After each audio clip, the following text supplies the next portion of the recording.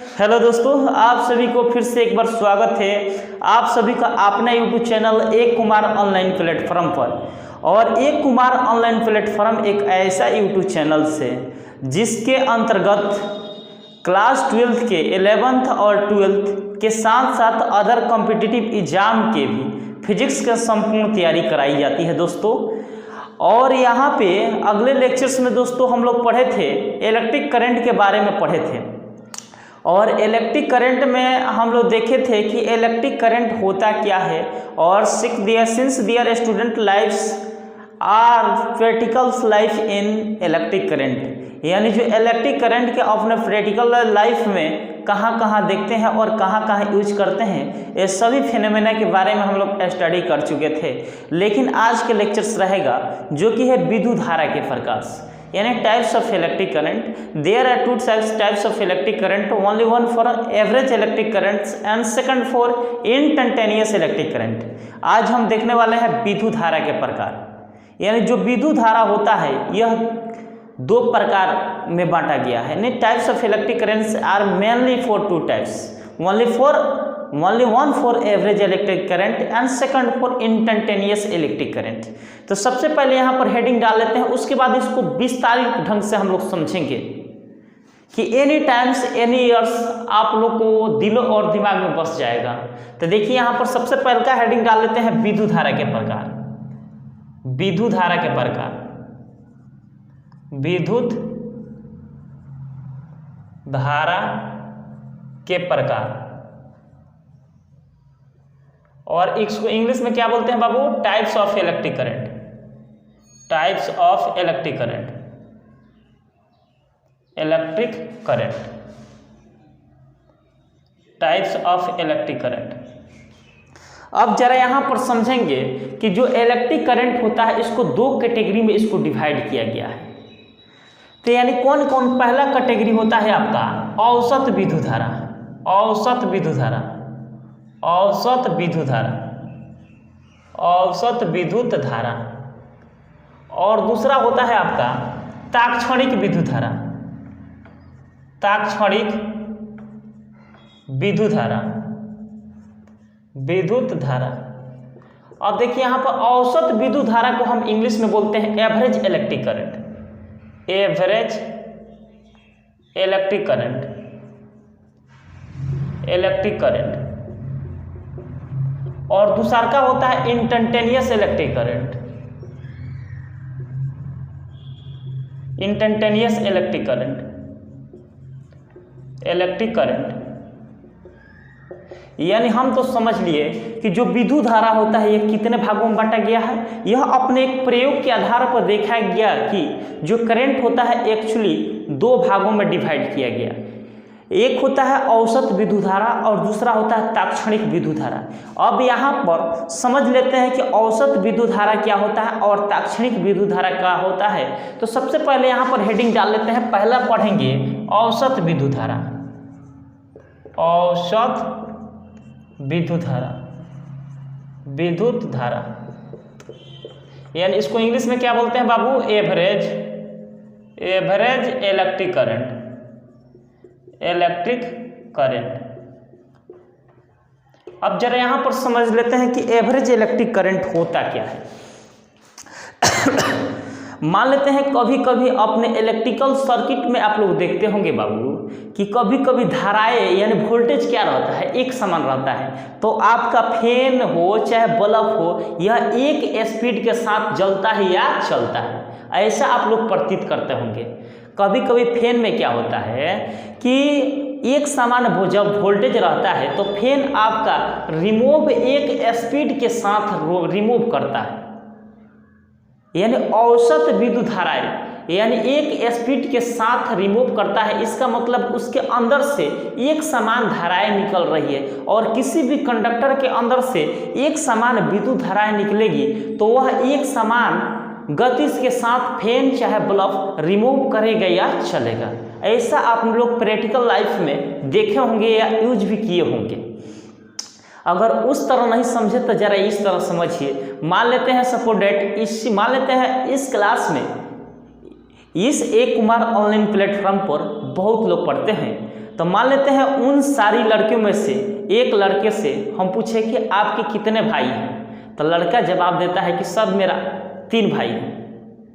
तो मैं पूछता हूँ कि तीनों भाई बताइए पढ़ने में कैसे हैं, तो लड़का जवाब देता है कि तीनों भाई पढ़ने में एक समान है, यानी एवरेज है।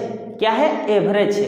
तो इसका मतलब यही है कि वह तीनों लड़का क्या है? एवरेज है। यानी हम लोग अपने भाषा में क्या कहते हैं कि वह एवरेज है। क्या है? एवरेज है। यानी पढ़ने में तीनों लड़का का जो IQ लेवल है यह एक समान है। क्या है? एक समान है। और उसी में से कोई लड़का मान लेते हैं, उसी में से कोई लड़का अगर मान लेते हैं एक लड़का कोई पढ़ने में ठीक ठाक यानी तेज रहता दो लड़के की तुलना में, तो वह किस में चेंज हो जाता? इंस्टेंटेनियस में चेंज हो जाता। किस में चेंज हो जाता? इंस्टेंटेनियस में, क्योंकि वह लड़का पढ़ने में तेज है तो उसका मान तो यानी वैल्यू तो बदलबे करेगा। वैल्यू तो एग्जैक्ट है कि बदलबे करेगा। मान लेते हैं आप ही के फैमिली में मान लेते हैं आप ही के फैमिली में बहुत सारे मेंबर हैं, यानी बहुत सारे भाई हैं, और उसी में से कोई भाई पढ़ लिख कर IAS बन जाता है, तो उसका लेवल और जो पढ़ लिख कर एक मान लेते हैं घर पर आता है, पढ़ लिख कर मान लेते हैं कुछ न कर पाता है, तो उसका लेवल और IAS बना हुआ उसका लेवल में काफ़ी प्रकार के डिफरेंट पाया जाता है। यानी काफ़ी प्रकार का डिफरेंट पाया जाता है, यानी वह इंस्टेंटेनियस में चला जाता है।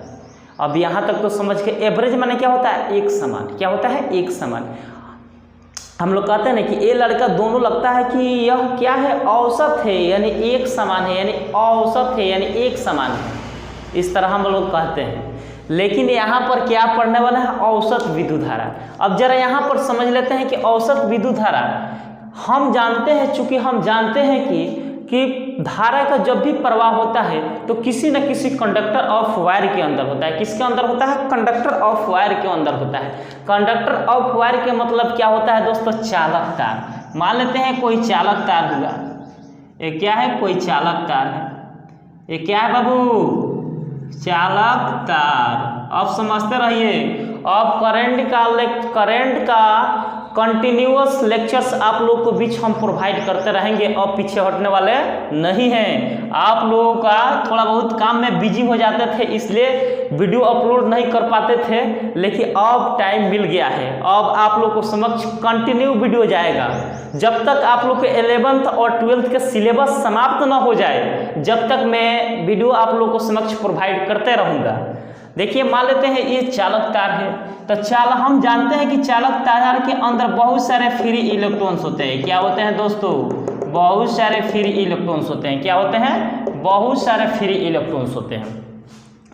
और इस चालक तार पर हम Q चार्ज देते हैं। कौन सा चार्ज देते हैं? Q चार्ज देते हैं। तो जैसे ही इस चालक तार को हम Q चार्ज देंगे तो यह चार्ज देने के बाद यह जो इलेक्ट्रॉन्स होते हैं यह जिग-जैग मोशन में तो घूमते हैं, लेकिन एक स्पीड के साथ घूमते हैं। क्या? एक स्पीड के साथ घूमते हैं। जब इलेक्ट्रॉन्स किसी भी कंडक्टर ऑफ वायर के अंदर से एक स्पीड के साथ घूमे तो उसके अंदर से जो करंट पैदा होगा, यानी जो आपको करंट मिलेगा वो हमेशा औसत ही मिलेगा। क्या मिलेगा? औसत ही मिलेगा। तब उसको हम बोलते हैं औसत विद्युत धारा। क्या बोलते हैं? औसत विद्युत धारा। ये तो आप लोग प्रैक्टिकल लाइफ में बहुत बार देखे होंगे औसत विद्युत धारा के बारे में। तो यहाँ पर ये लिख सकते हैं कि नहीं? आसानी पूर्वक से लिख सकते हैं। इसका डिफिनेशन डिफाइंड कर सकते हैं। इस तरह लिख लीजिएगा, हम लिखेंगे नहीं, चाहे लिख लेते हैं। किस तरह लिखिएगा? यदि किसी चालक तार में आवेश दिया जाता है तो विद्युत धारा का मान एक समान मिलता है, तब उससे हम क्या बोलते हैं? औसत विद्युत धारा। क्या बोलते हैं? औसत विद्युत धारा। इस तरह लिख लीजिए। यदि किसी चालक तार में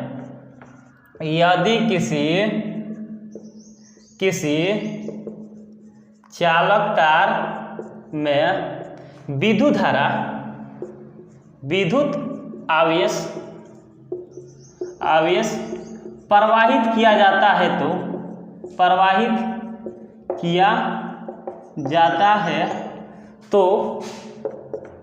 विद्युत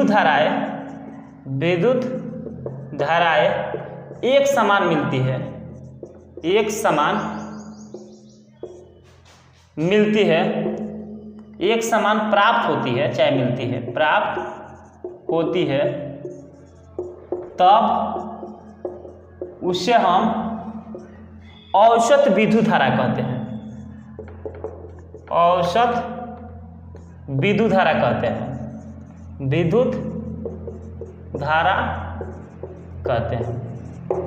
इस तरह भी बोल सकते हैं, यदि किसी चालक तार में विद्युत धारा का मान एक समान रहता है, यानी औसत रहता है, तब उसे हम औसत विद्युत धाराएं भी कहते हैं। यानी कंसेप्ट को सीख गए तो कोई भी परिभाषा से यानी आसानी पूर्वक से आप इसको डिफाइन कर सकते हैं। तो इसको किस तरह डिफाइन कर सकते हैं, यदि किसी चालक तार पर आवेश दिया जाता है तो विद्युत धाराएं के मान एक समान प्राप्त होती है या मिलती है, तब उसे हम औसत विद्युत धाराएं कहते हैं। The type of average electric current in which we study about the current are average and charge are average and current, then this is called a average electric current. समझ गए, इंग्लिश में भी समझ गए। The type of electric current in which we study about the charge are average occurrence, then this is called a electric current. ये अगर charge के value equal रहेगा तो इलेक्ट्रॉन्स भी उस कंडक्टर ऑफ वायर के अंदर इक्वल स्पीड के साथ रिमूव करेंगे, तो उसके अंदर से जो करंट मिलेगा वो हमेशा आपका इक्वल मिलता है, और इक्वल होने के कारण इसको हम बोलते हैं औसत विद्युत धाराएं। क्या बोलते हैं? औसत विद्युत धाराएं। अब यहाँ तो समझ गए। और इसका हम विद्युत धाराएं होती है, इसको किससे डिनोट करते हैं दोस्तों? यहाँ पर हम जानते हैं कि औसत विद्युत धाराएं हो चाहे कोई भी धाराएं हो, यहाँ पर धाराएं को हम किससे डिनोट करते हैं? आई से। बताए थे आई बराबर कितना होता है बाबू? क्यू बटा टी। आई बराबर कितना होता है बाबू? क्यू बटा टी। इतना जानते हैं कि नहीं? इतना तो आप लोग जानते होंगे। अगर यहाँ पर औसत पूछता है तो यहाँ पर आई बराबर देखिए, आई बराबर यहाँ पर इसके रिस्पेक्ट में लिख सकते हैं डी क्यू अब बाटा क्या लिख सकते हैं? D T. ये भी लिख सकते हैं आसानी पूर्वक से। अब देखिए यहाँ पर इस पर बेस्ड न्यूमेरिकल क्वेश्चंस कैसे पूछ सकता है आपका। अब यहाँ पर आई बराबर क्या जानते हैं? क्यू बटा टी। यह अगले लेक्चर्स में पढ़ा चुके हैं, ये भी बता चुके हैं आई बराबर क्या होता है? डी क्यू बटा डी टी। अगर डी से डी कैंसिल हो जाएगा तो फिर उतना ही ना बचेगा, डी बटा क्यू बटा टी। यहाँ तक तो समझ गए। औसत विद्युत धारा एक लाइन से हम न्यूमेरिकल करेंगे, बहुत सारा न्यूमेरिकल करेंगे। सिर्फ मेरे वीडियो को लास्ट तक आप लोग बने रहिए। औसत विद्युत धारा क्लियर हो गया कि यदि किसी परिपथ में, यदि किसी चालक तार में विद्युत धाराएं के मान एक समान रहती है, तब उसे हम औसत विद्युत धाराएं कहते हैं। क्या कहते हैं? औसत विद्युत धाराएं कहते हैं। जैसे तार है, मान लेते हैं तार है, और तार के अंदर जब चेक करेंगे तो यहाँ पर भी 5 वोल्ट है, यहाँ पर भी 5 एम्पियर है, यहाँ पर भी 5 एम्पियर है, यहाँ पर भी 5 एम्पियर है, यानी सभी जगह करंट का मान क्या है? एक समान है। जब एक समान है तब इसको हम क्या बोलते हैं? कि औसत विद्युत धारा, यानी इसके अंदर क्या है? एक समान धाराएं है। क्या है? एक समान धाराएं, यानी औसत धाराएं है। समझ गए? अब पहला कंसेप्ट क्लियर। अब दूसरा का कंसेप्ट भी हम बात करते हैं, तात्क्षणिक विद्युत धारा। तात्क्षणिक विद्युत धारा, विद्युत धारा यानी instantaneous electric current, electric current. अब जरा यहाँ पर समझ लेते हैं कि इंस्टेंटेनियस इलेक्ट्रिक करंट होता क्या है। अब कभी कभी परिपथ में क्या होता है कि जो वोल्टेज होता है वह एक समान नहीं रहता है। कभी 10 वोल्ट रहता है तो कभी 20 वोल्ट मिल जाता है, और कभी 30 वोल्ट मिल जाता है तो कभी 50 वोल्ट मिल जाता है। यानी प्रत्येक क्षण पर वोल्टेज का मान चेंज होते रहता है। तब उसका मान जब चेंज होगा तो वह किसमें धाराएं चले जाती है? तात्क्षणिक। यानी कौन सी धाराएं कहलाती है? तात्क्षणिक, यानी तात्क्षणिक विद्युत धाराएं कहलाती है। ऐसा प्रतीत होता है कि नहीं? जैसे फैन में आप लोग देखते हैं, मान लेते हैं आपका फैन कुछ देर से आप लोग का फैन औसत विद्युत धाराएं यानी एक समान स्पीड से चल रहा था। अगर वोल्टेज के मान अचानक बढ़ जाता है तो क्या हो जाता है? पूरा स्पीड बढ़ने लगता है कि नहीं? या फिर घट जाता है तो क्या हो जाता है? फिर स्पीड घट जाता है। यानी उसमें करंट जो मिल रहा है, यानी जो वोल्टेज मिल रहा है वह इक्वल नहीं मिल रहा है। जब इक्वल नहीं मिलेगा तो धाराएं भी इक्वल उसमें नहीं फ्लो करेगी, और जब धाराएं उसमें फ्लो नहीं करेगी तो वह नॉन यूनिफॉर्म स्पीड के साथ वह चारों दिशाओं में रोटेट करते रहेगा। समझ गए?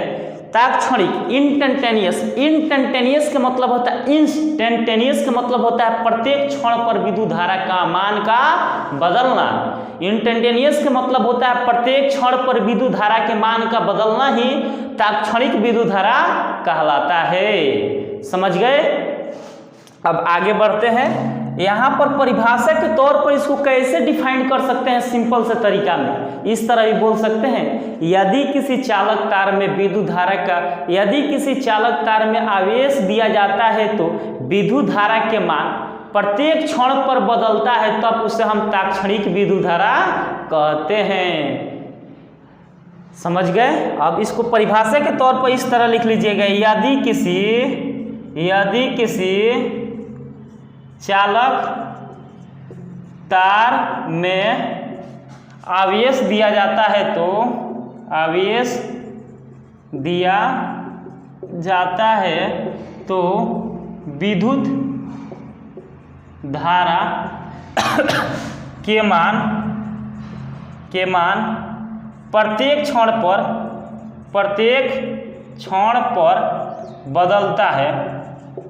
बदलता है, तब उसे हम तात्क्षणिक विद्युत धारा कहते हैं। तात्क्षणिक विद्युत धारा कहते हैं, विद्युत धारा कहते हैं। क्या कहते हैं? तात्क्षणिक विद्युत धारा कहते हैं। लेकिन इसमें अंतर क्या है तात्क्षणिक और औसत विद्युत धारा में? फॉर्मूला में अगर यहाँ पर ए भी लिख देंगे, आई ए भी का मतलब क्या है? Average electric current. अगर यहाँ पर INS के मतलब क्या है? इंस्टेंटेनियस इलेक्ट्रिक करंट dQ बाटा कितना लिख सकते हैं? dt। इस तरह भी लिख सकते हैं। यहाँ पर I इंस्टेंटेनियस बराबर क्या हो जाएगा? dQ बटा dt। अब यहाँ तक बताइए, कोई डाउट, कोई परेशानी? याद हो गया होगा। औसत विद्युत धारा किसको बोलते हैं? सिंपल से तरीके में बताइए जल्दी। क्या होता है? यदि किसी चालक तार में विद्युत धारा प्रवाहित करते हैं, तो यदि किसी चालक तार में आवेश दिया जाता है तो विद्युत धारा का मान एक समान रहता है, तब उसे हम औसत विद्युत धाराएं कहते हैं। अगर यानी औसत विद्युत धाराएं कहते हैं। अगर किसी चालक तार में आवेश दिया जाता है तो विद्युत धाराएं के मान एक समान नहीं रहता है, तब उसको हम बोलते हैं तात्क्षणिक विद्युत धाराएं। यानी सिंपल से तरीका में इस तरह भी बोल सकते हैं। अगर मान लेते हैं किसी भी चालक तार के अंदर धाराएं के मान एक समान रहता है, तब उसको हम क्या बोलते हैं? औसत विद्युत धाराएं। अगर धाराएं के मान एक समान नहीं रहता है, उसको क्या बोलते हैं? तात्क्षणिक विद्युत धाराएं। अब बताइए यहाँ तक कोई डाउट? अगर नोट नहीं किए हैं तो सबसे पहले इसको नोट डाउन कीजिए और आगे बढ़ते हैं। अब अब इस पर 2-4 न्यूमेरिकल करेंगे, उसके बाद यह कॉन्सेप्ट क्लियर हो जाएगा। उसके बाद अगले लेक्चर्स में हम लोग एंट्री मार देंगे। इसको मिटा देते हैं।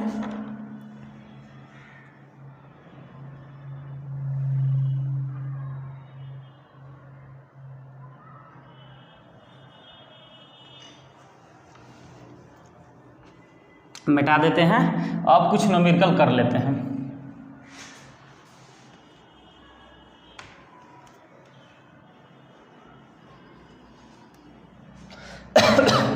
अब देखिए न्यूमेरिकल इस पर क्वेश्चंस मतलब इंस्टेंटेनियस एवरेज इलेक्ट्रिक पर बेस्ड न्यूमेरिकल टाइप्स क्वेश्चंस कैसे पूछता है बोर्ड एग्जाम चाहता कोई भी कॉम्पिटिटिव एग्जाम में। आप लोगों को 4-5 टाइप क्वेश्चंस हम बताएंगे। यहाँ पर एग्जाम्पल नंबर फर्स्ट आपका क्वेश्चन इस तरह पूछ सकता है, किसी चालक तार में इस तरह ही पूछ सकता है, किसी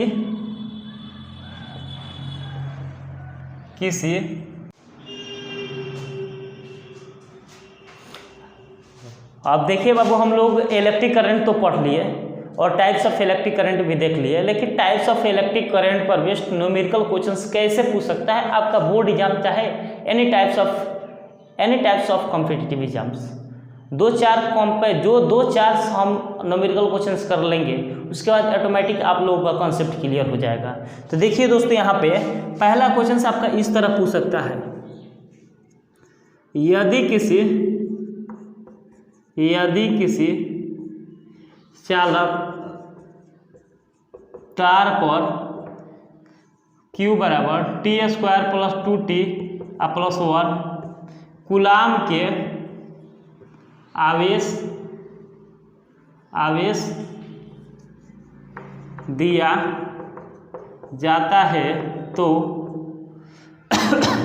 t बराबर 2 सेकेंड पर विद्युत धारा के मान क्या होगा?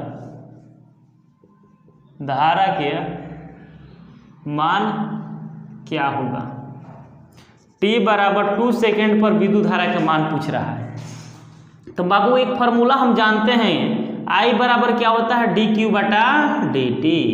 अब देखिए यहाँ पर देखते रहिए, यहाँ पर d और q का वैल्यू कितना है? यही ना आया हुआ है, t square plus 2t plus कितना 1 अब बटा क्या हो जाएगा बाबू? dt। इतना लिख सकते हैं कि नहीं? आराम से लिख सकते हैं बाबू, इसमें कुछ झंझट नहीं है। लेकिन आप लोग को डिफ्रेंसिएशन जब सिखाए थे, यानी इसलिए बोलते हैं mathematics is the king of physics is the king of science, mathematics is the queen. यह मैथ आपका कभी साथ छोड़ने वाला नहीं है, ये सब मैथमेटिकल कॉन्सेप्ट है। लेकिन पढ़ते हैं किस में? फिजिक्स में। तो दोनों पर ध्यान देने की जरूरत है। अब देखिए यहाँ पे डिफ्रेंसिएशन करेंगे तो यहाँ पर डिफ्रेंसिएशन वाला फॉर्मूला है ना जी, एक हीरो वाला सूत्र बताए थे आप लोगों को, याद है? याद नहीं होगा तो याद करा देते हैं, पावर वाला। देखिए यहाँ पर अगर मान लेते हैं x पावर n dx, यानी यहाँ पर d बटा डी एक्स पावर n, ये फार्मूला जानते होंगे। पावर को नीचे उतारते हैं, कोफिशिएंट से गुणा करते हैं, पावर में से एक को घटा देते हैं। सिंपल सा तरीका में देखिए। अब इसको अलग अलग पार्ट में डिफ्रेंशिएट कर लेंगे। यहाँ पर क्या हो जाएगा? टी स्क्वायर बटा डी टी प्लस यहाँ पर क्या हो जाएगा? 2t बटा कितना हो जाएगा? dt। और यह कांस्टेंट है तो यह क्या हो जाएगा बाबू? 0। समझ में आया? अब आगे बढ़ते हैं। एक पावर के रूप में है तो पावर वाला सूत्र लगाएंगे। क्या होता है? पावर को नीचे उतारते हैं, यानी 2 नीचे उतरेंगे, कोफिशिएंट से गुणा करेंगे, 2 पावर में से एक को घटा लेते हैं। अब देखिए यहाँ पर 2 और यहाँ पर क्या हो जाएगा बाबू? इसका डिफ्रेंसिएशन करेंगे तो क्या हो जाएगा? इसका पावर कुछ नहीं तो क्या है? 1 है। 1 को नीचे उतारते हैं, पावर को नीचे उतारते हैं, कोफिशिएंट से गुणा करते हैं, पावर में से एक को घटा लेते हैं। तो देखिए यहाँ पर 2t 1 प्लस क्या हो जाएगा बाबू? यहाँ पर 2 हो जाएगा। यहाँ पर t पावर क्या हो जाएगा? 1 में से 1 को घटाएंगे तो वैल्यू 0। और दुनिया में किसी भी क्वांटिटी के वैल्यू 0, उसका वैल्यू क्या? 1। तो यहाँ पर क्या हो जाएगा? 2t प्लस क्या हो जाएगा? 2। अब वी पुट t बराबर कितना सेकेंड तक? 2 सेकेंड तक। तो t बराबर कितना सेकेंड? 2 सेकेंड। अब देखिए यहाँ पर इक्वेशन कितना यही आया है जी, i का वैल्यू यही आया है 2t प्लस कितना? 2। अब देखिए यहाँ पर 2 और t के जगह पर कितना पुट कर देंगे? 2 प्लस क्या हो जाएगा? 2 2 दूना 4 प्लस कितना हो जाएगा? 2। तो कितना हो जाएगा? 6 एम्पियर की धारा प्रवाहित करने पड़ेगा। यानी I बराबर कितना आ गया बाबू? 6 एम्पियर। यानी इस कंडक्टर ऑफ वायर के अंदर 6 एम्पियर के विद्युत धारा प्रवाहित करना पड़ेगा। इस टाइप के क्वेश्चंस आएगा तो आप लोग बना सकते हैं कि नहीं? बिल्कुल आसानी पूर्वक से बना सकते हैं। इसको नोट नहीं किया तो सबसे पहले इसको नोट कर लीजिए। अब अगला क्वेश्चंस की बारी है, यानी 4-5 टाइप क्वेश्चंस देख लेंगे तो कोई भी एग्जाम में आएगा तो आप लोग को सोचना नहीं पड़ेगा, बहुत आसानी पूर्वक से सॉल्व कर सकते हैं। और इंटीग्रेशन डिफरेंशिएशन एक बहुत आसान तरीका है पढ़ने का, लेकिन आप लोग मन लगा कर पढ़ने नहीं करते हैं। तो देखिए यहाँ पर पहला क्वेश्चन सब देख लिए। अब लेवल 2 यानी क्वेश्चन का लेवल ऑफ चेंज होगा। लेवल 2 है, यदि किसी चालक तार पर I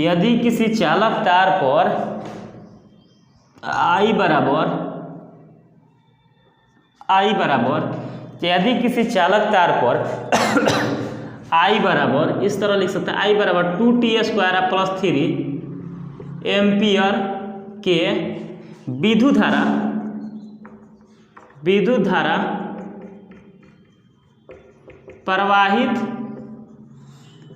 किया जाता है, तो यदि किसी चालक पर तार पर I बराबर 2t स्क्वायर प्लस 3 एम्पियर की धारा प्रवाहित किया जाता है तो t बराबर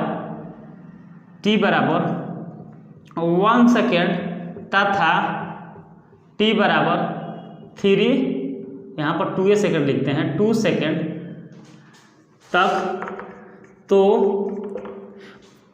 उस चालक तार में कितने कूलम के आवेश प्रवाहित करना पड़ेगा। तो उस चालक तार में कितना आवेश प्रवाहित करना पड़ेगा, आवेश प्रवाहित करना पड़ेगा। ए बाबू, फिजिक्स में आप लोगों का कॉन्सेप्ट सीखना जरूरी है। यानी एक टाइप का क्वेश्चन बना दिए तो इसका मतलब इस पर क्वेश्चन जाकर क्वेश्चन बैंक में चाहे कोई एग्जाम में आया हुआ है उस पर जाकर ट्राई कीजिए, अगर नहीं बनता है तो आकर पूछिए, क्योंकि हम टाइप पढ़ाते हैं। अगर टाइप आपका कॉन्सेप्ट क्लियर हो जाएगा तो दुनिया के कोई भी क्वेश्चन फिजिक्स का कितना हो फंसाएगा आप चुटकियों में सॉल्व कर सकते हैं। कॉन्सेप्ट क्लियर होगा तब, इस तरह नहीं। अब देखिए यहाँ पर क्या दिया है बाबू, एम्पियर किसका यूनिट होता है, करंट का, यानी आई का वैल्यू दे दिया है।